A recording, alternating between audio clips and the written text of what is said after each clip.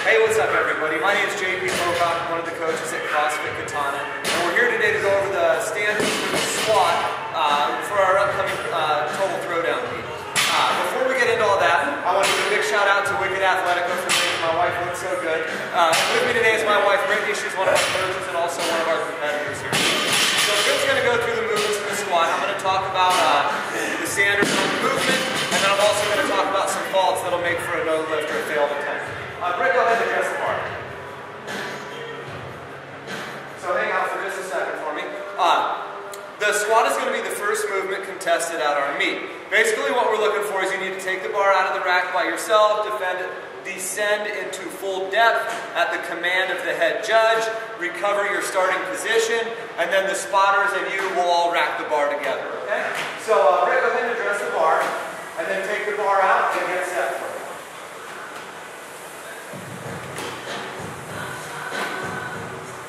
Alright, for me. So what the head judge is going to be looking for before he gives the squat command, one of two commands on this lift.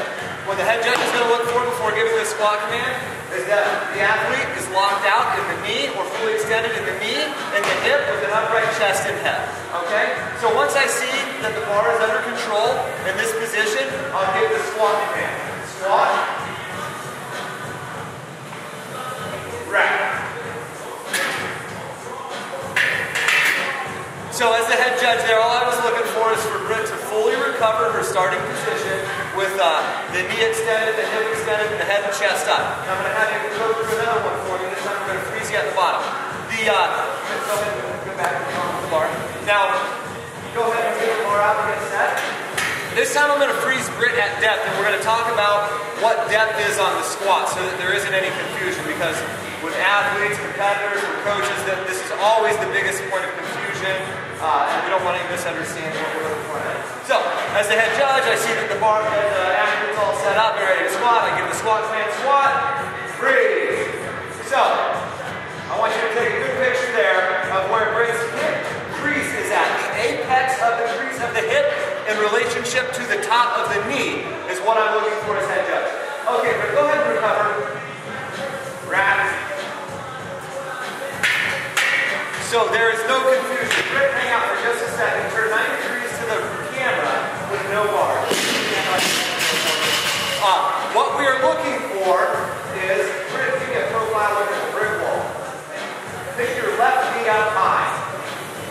What we are looking for is the apex of the crease of the hip. Apex, highest point of the crease of the hip below the top of the knee. Okay? Below there. So bring this down a little bit. That would be a no lift. Bring it up, freeze. That would be as close as you're going to get a good lift call from the judge. This is right here. Higher. All that is good. Higher. All that is good. Back down. No good. To the floor. So again, you will not be getting an up command from your judges from the bottom of the squat. What you will get is a squat command. You squat down, recover the position on your own. When the head judge sees that you've recovered the position of extended knee, chest, and head up, you will get the rack command, at which time the spotters and the athlete will move the bar back into the rack. Other causes for disqualification on the squat is any adjustment in the stance or in the footing after the coach has given the squat command. Also, any descent in the bar after it has started to ascend. So, let's say for example, Britt, go ahead and get the bar out for me. What I want you to do is I want you to go bounce that bar. Okay? Bounce, bounce, bounce. So, Britt takes the bar out of the rack. Head judge watches for a good setup. I see that the bar is under the athlete's control with extension in the knee, hip, the chest, head her up. Squat. Rack. So, I'm going to give that lift a thumbs down. And because the bar started up and then it went back down again before coming all the way up to the recovered position, that is a disqualified squat. Britt, give me another squat. This time we're going to have adjustment in the stance after the command to squat. So, I want you to get all set. I'll squat. Shift your feet. Then do the squat. Squat. Rack.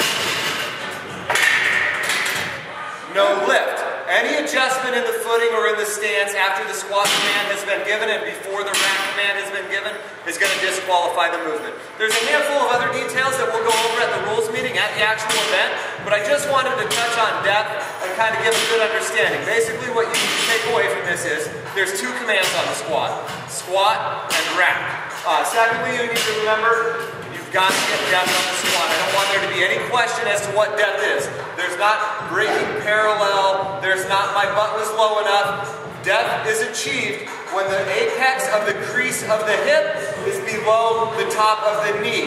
Anything higher here is going to constitute a missed attempt, a failed attempt, a no lift. All right, and that's it. Thanks everybody for tuning in with us. Stay tuned. We'll have more videos on the second lift at our event, the press, and also on the final lift at our event, the deadlift. And we also have an upcoming video on how we'll be doing our awards and ranking our lifters. So thanks again for